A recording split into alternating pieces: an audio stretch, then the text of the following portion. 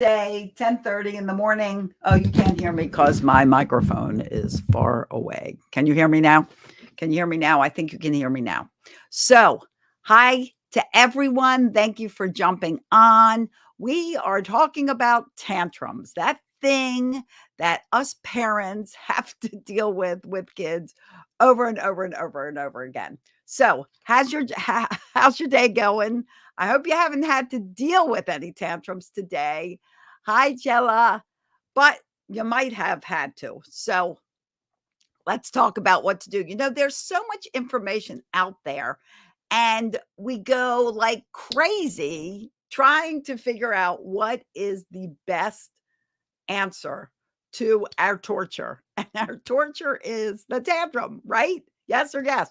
Yes, because they make us crazy. And so often our children will explode in tantrum for almost what seems like no reason at all. So, hello to everyone that's joining. I can't say hello to everybody because it's scrolling too fast. I'm pretty excited that you're all here with me. I appreciate you taking time out of your busy schedule to jump on. Hi, CL. How are you, favorite human in the universe? How are you? I appreciate you taking time out of your busy schedule to jump on here with me because I know you're busy. And so let's just, answer the lifelong question of what do I do when my kid has a tantrum and how do I stop them from continuing? Because it's not just about what you do, but it's also about how you respond and what you do to keep them from coming back over and over. Hi, Chavez. How are you? So that's what we're going to talk about today. So, anyway, share this out because I know you have friends who are having children that are having tantrums. It is, what's part of life. Okay, so let's first tell you if you're new to my broadcast, give me a hashtag new. And if you're online with me, I see I've kind of been freezing up a little bit. I'm sorry if you're not on my phone, you're on my computer. Anyway, too much detail, right?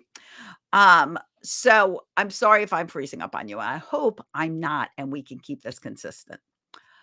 So let's talk about, first of all, if you're new to my broadcast and you've never seen me before, I am Celia and I am a family and relationship empowerment coach.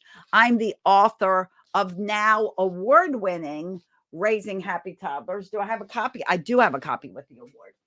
Here we go. New cover with our Mom's Choice Award. Woohoo. Super excited. So, author of this is a manual. You know how we give birth to babies and we go, why don't they come with a manual? So I wrote you one. Get it, put it on your shelf, refer to it whenever you need to refer to it. See, it's on my shelf. There it is. There it is on my shelf. So I wrote that book, 3 children's books, all about me. Being different is fun, and I am grateful. I am a mommy, a parent like you guys are. I have been successfully parenting a blended family for over 27 years, and I've been a real life parent for 41 years because my oldest just turned 41, and I have 9 amazing grandchildren. So 5 kids, 9 grandchildren, super awesome. Anyway, let's get to tantrums, will you? Okay, so first, let me tell you why kids have a tantrum. Here's why. We have a conscious part of our brain and we have a subconscious part. The conscious part is the part we can control. The subconscious part is the part that controls us. So it takes care of, you know, having the blood flow through your body, takes care of muscles, reactions, eyes, ears, all of that, takes care of all that. Takes care of those little voices in your head that were put there in childhood that you keep hearing over and over again if you don't take action to get rid of them. Okay? If they're negative. What else does take care of? Takes control of our reactions when we're children. So, our brain, when we're born, is full of emotions. We are not born with how to control those emotions, how to regulate them. That's where the tantrum comes in. Your child gets upset. The subconscious mind spits out a reaction. That may be a tantrum. They may throw something, hit something, bite something, kick something.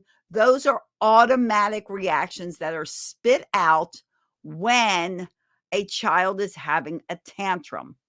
And I appreciate you wanting to be in the video, but I got to get through all this stuff. Okay. So if we have time, I'll let you join in. Um, so it spits out that reaction automatically.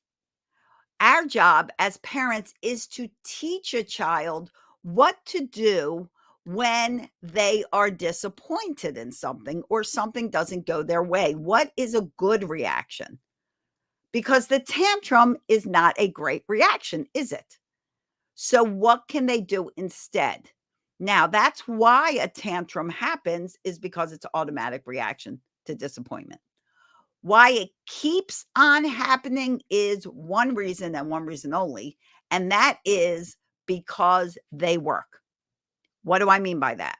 I mean that if you tell your child, you know what, you can't have any ice cream right now because we're about to eat dinner, and they scream, and then you go, well, if you stop screaming, I'll give you the ice cream. No, you already said they can't have it. So now you just told them, okay, all they have to do is have a tantrum, and then they stop having a tantrum, they get their way. Or they want a toy and you say no, and then they have a tantrum and you've had a bad day and you give them the toy and like, just stop screaming, and you give them the toy. Again, confirming that the tantrum works. You don't want your children to think that anytime they have a tantrum, they will get their way. If they believe that, they will have tantrums whenever they want their way and they're not getting it.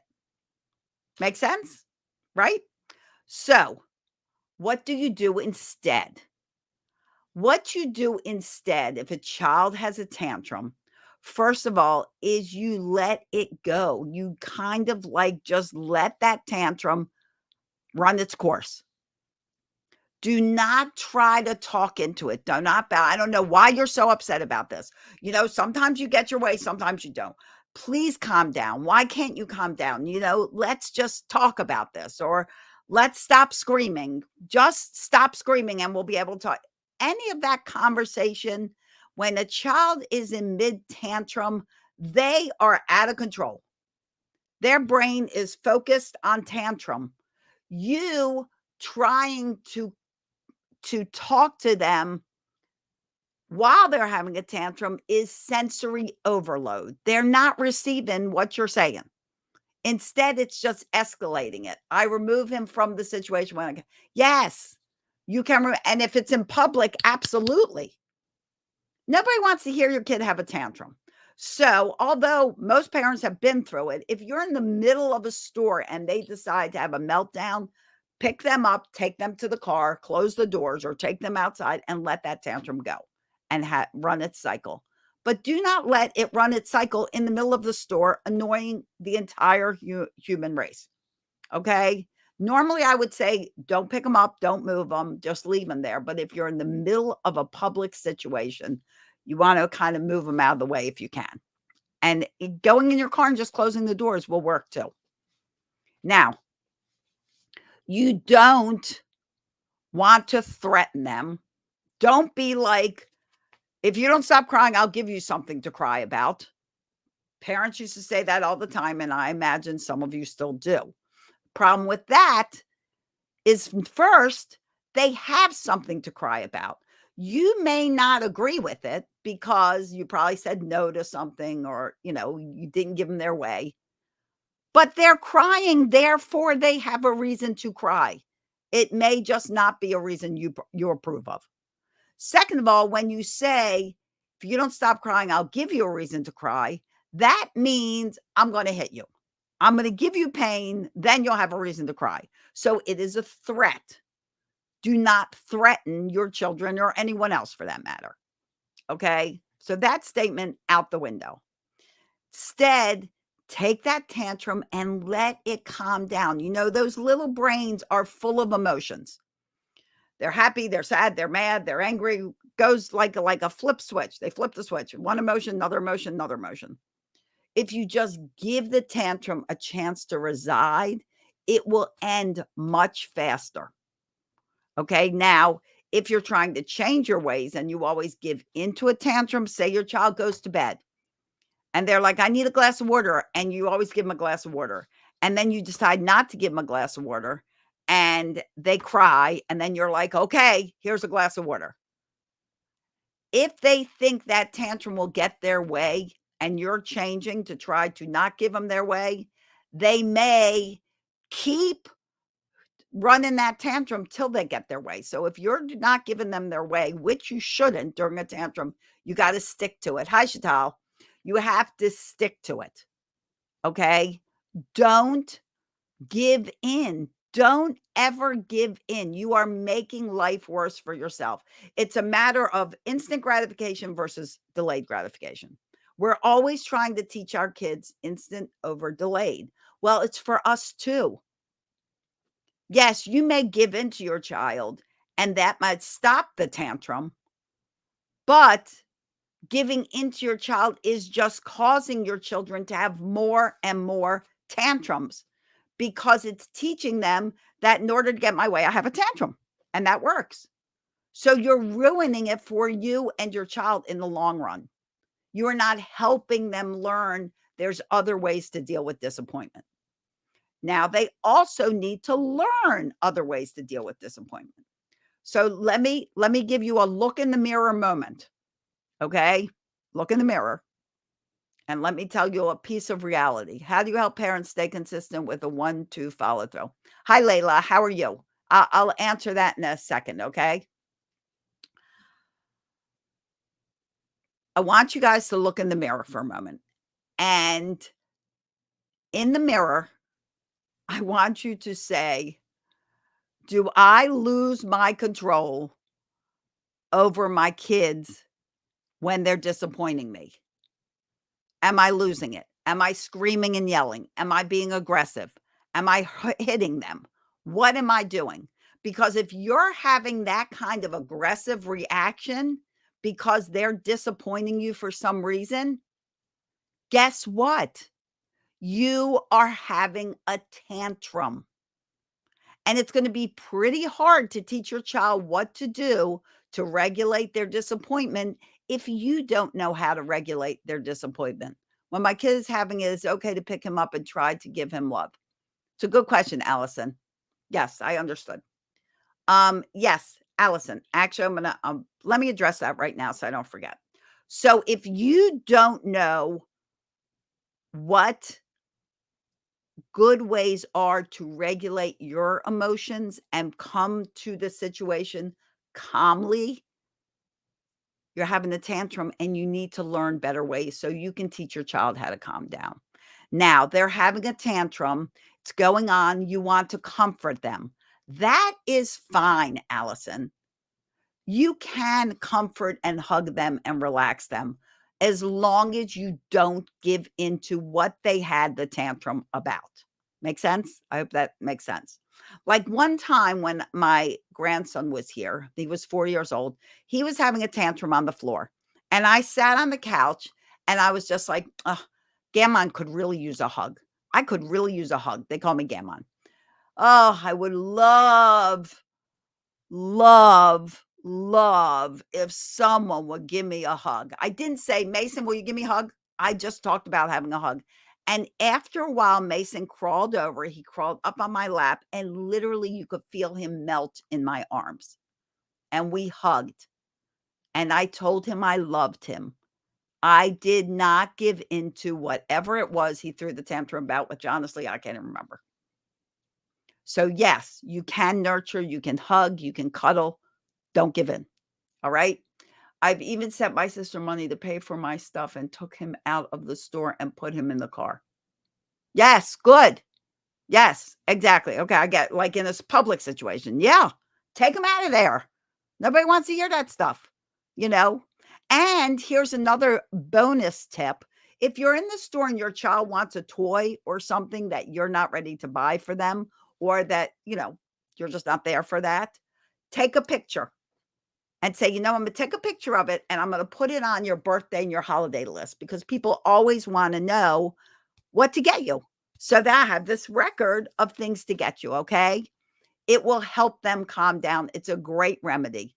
In fact, my 6-year-old grandson one day asked to go to Target and he never wants to go shopping. And I'm like, why do you want to go to Target? And he said, because I want to take pictures of all the things I want. Job here done, right? So that's a great way to kind of calm a situation when they want something they can't have.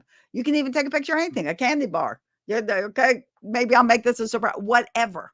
Take a picture of anything so that they know, they hear, you've heard them, you see what they want, you've remedied it as best you can. Okay. Remember that you're the grown up in this situation. They are the child with the underdeveloped brain. All right. You want to calm the situation. You yelling at them, screaming at them, being angry with them, hitting them is not going to calm it. It is going to escalate it. You're not ending things by doing the same thing your child's doing. Nothing is being resolved by screaming at each other. You can distract your child. You can, like they're having a tantrum, you can put on some music and start dancing. Don't invite them over. Don't invite them over. Okay. Just start dancing. Their brain will recognize the music, see you're having fun, and join you. And they'll chill out and they'll come join you because more fun than having a tantrum. Or, like I've told you before, get some balloons, underinflate them so they can squeeze them. Throw some balloons out. Don't invite them to play. Just throw some balloons out. My 3-year-old hits me and he thinks it's a game. How should I stop him? If your 3-year-old is hitting you during a tantrum or just for nothing, you need to lay the boundary. Look at that child and say, I will not let you hit me. I will not let you hit me firmly, not yelling, firmly. And then put the child down. Do not continue to hold that child. Lay that boundary and say, don't say, we don't hit in this house. Mommy doesn't want you to hit me. Who is mommy? Your mommy. Say, I do not want you to hit me. If your child is allowed to hit you, you give them permission to hit anyone. Do not allow it. Okay. I hope that helps. Oh, the balloons. Oh, Layla, let me tell you, super fun. Target makes the best balloons. Don't buy dollar store balloons. They pop. Underinflate them so they're squishy. Put like 6 in a bag. Put them in the closet. They'll last a long time. And you throw them out anytime. And like even indoor fun play to burn some energy. Balloons are great. They're kind of calming. They're fun. They're great for coordination, eye, hand stuff. You want to teach your little one how to hit a baseball? Use a balloon and a swimming noodle. Cut in half. Cut that swimming noodle in half. Bat and ball. And balloons move slowly, so it gives them a chance to build their skills. Okay. So glad you like that idea. Balloons are a blast. And if they're underinflated, they don't pop easily. But of course, disclaimer, as soon as they pop, make sure you throw those pieces away so no one chokes on them. Okay. Remember, one thing I don't want to forget to talk about is triggers. Remember triggers. How do I stop my 2-year-old from some spitting on people? Oh, you know what? There's another question. What was that other question I was supposed to answer? Okay, to pick them up. How do you help stay consistent with a 1-2 follow through? Okay, Layla, let me ask you, do you mean like one and done, like what, like they want something and you don't keep asking and asking until you yell? Do you mean that? Is that what you mean by the 1-2 follow through? Although very rhymey. I like that 1-2 follow through. Is that what you mean? Not having to ask your child over and over again. Clarify that for me in the comments. Okay. Yes, that's what you mean. All right. So, whatever it is, you guys need to analyze recurring situations. So, situations that come up every, like, day you're dealing with the same thing or every other day. And guys, if you like this kind of thing, I do a private one-on-one Q&A once a week with my subscribers. It's gonna happen next Thursday. So, that's the first one. Usually it's this Thursday, but I can't do this Thursday. So, if you like it, subscribe. And if you're on Instagram, subscribe, and you'll be put into that group, and you'll be able to do this Q&A. Um, so you have to stay consistent. So basically examine the situation. What is a good consequence? So let's give the example of video gaming. Child's playing a video game. You ask them to get off of the video game and they don't get off. And then you go back up there 5 minutes later, guys, I said, dinner's ready. Please get off your video game. Come down for dinner. 5 minutes, they don't go up. Now you're getting angry. Guys, if you don't turn off that game and you threaten them with something, I'm going to throw it in the garbage. Come down. Still not doing anything. So then now you're up there screaming. Guys, get downstairs. You turn off the video game. Get downstairs. They've been yelled at and everybody feels miserable and they come down for dinner. Why did they take you seriously when you were yelling? Because that was when you were serious. Don't wait to yell. When you ask them one time, you can have a consequence. Nice thing about video game consoles or little switches, stitches, whatever they're called, or phones or things like that is they're mobile. You can turn it off. You can take it away. You can take a video game console, literally pick it up and take it away for 24 hours. If they don't listen, that happens. You have to set up a consistent consequence to that same situation. So whenever they don't get off of a video game, that consequence occurs, like a 24-hour no video game rule. And after you consistently do that 2 or 3 times, they're going to get off when you ask them to. Okay? My 3-year-old screams when he cries. He starts screaming and he doesn't understand anything. Stop talking to him while he's screaming. He doesn't understand anything because he's screaming. Just let him scream. Let it stop. Go distract him with music or walk away or put headphones on. Do whatever you have to do. Let him scream. Do not try to talk to a child when they're screaming. It is too much input. They can't deal it. They can't deal with it. Hi, guys. Rabbi. Welcome. Glad you joined. Okay, so they can't deal with that. All right. So don't talk into the tantrum. It's only going to make it worse. All right, now let's talk about triggers because triggers are super important. There are 4 triggers, and frankly, they're triggers for all of us. One is overwhelm. We're in a situation where we're just overwhelmed and we get irritable.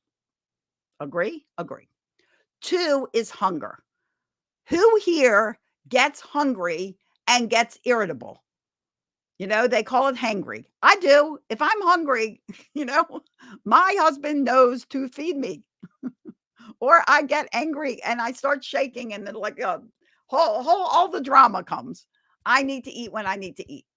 Your child does too. Another one, a third one is sleep. If we don't get a good night's sleep, we get irritable. Yes or yes. Yes. So we need sleep. Your child does too. And the fourth one people don't always think about, and that is thirst. When we are thirsty and we don't have something to drink, we can edge on dehydration until we eventually get to dehydration. When we get to dehydration, the first thing that goes is our brain because our brain is filled with water. And if we don't help the hydration of our bodies, then we get irritable. And that irritation can turn into, you guessed it, a tantrum. So make sure your child's and your triggers are met. Hunger, thirst, sleep, and overwhelm. Like, if your child's going to, like, a family party and there's a whole bunch of people there and you know that child's gonna be passed around,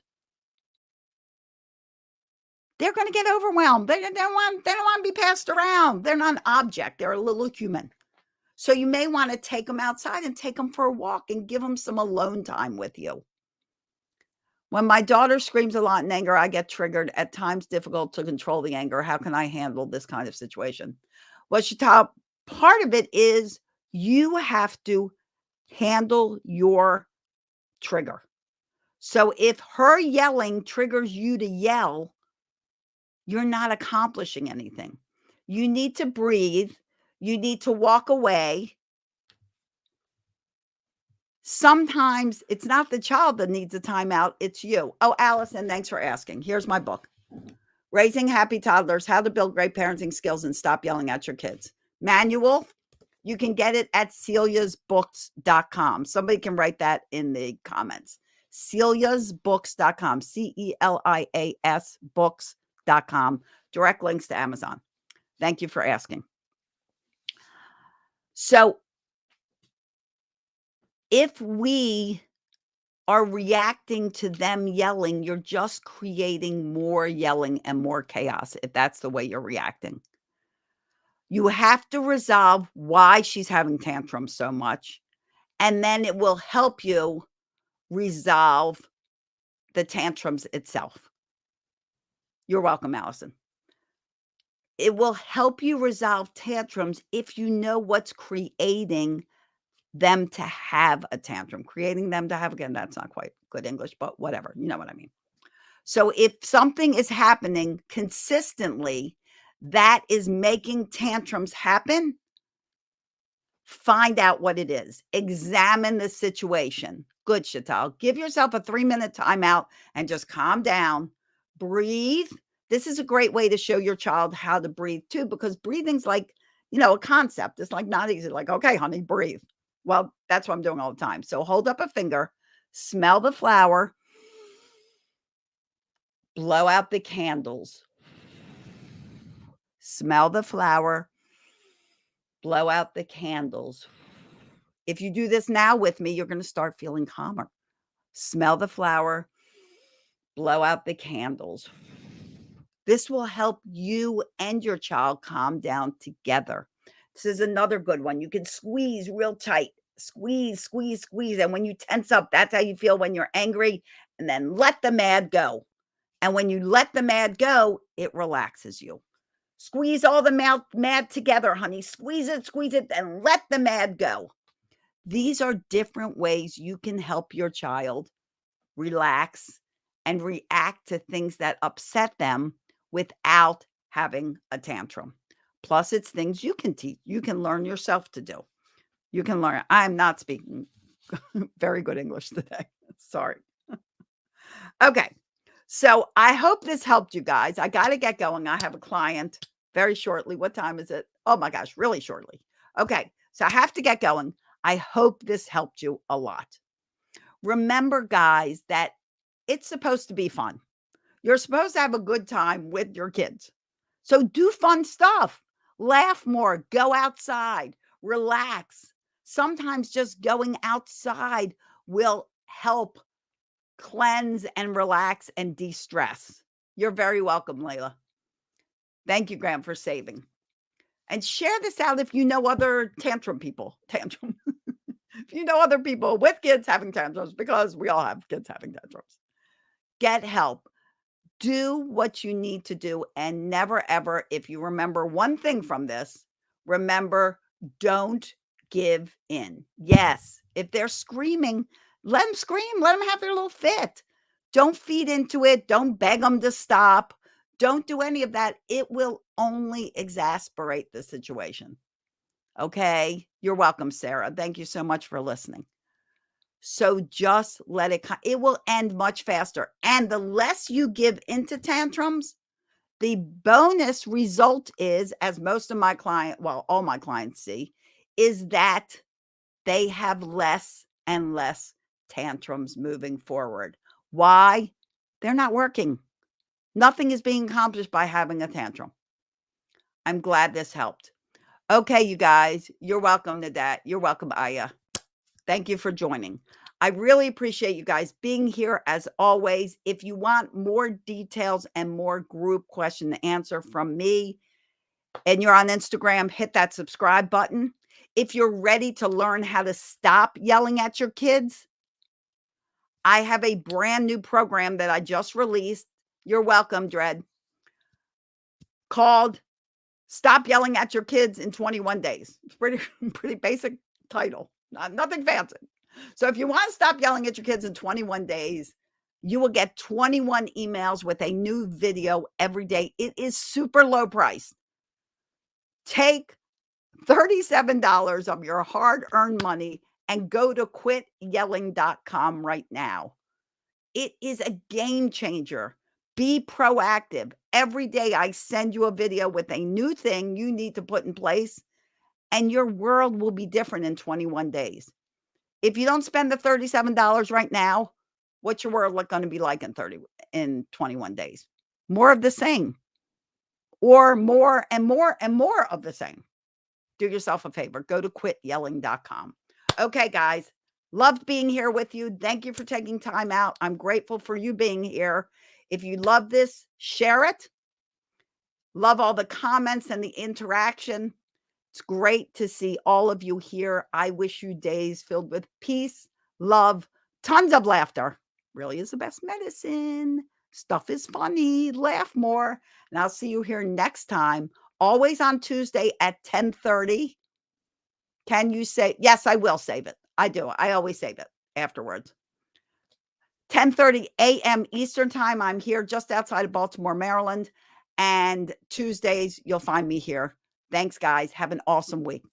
Bye, everyone.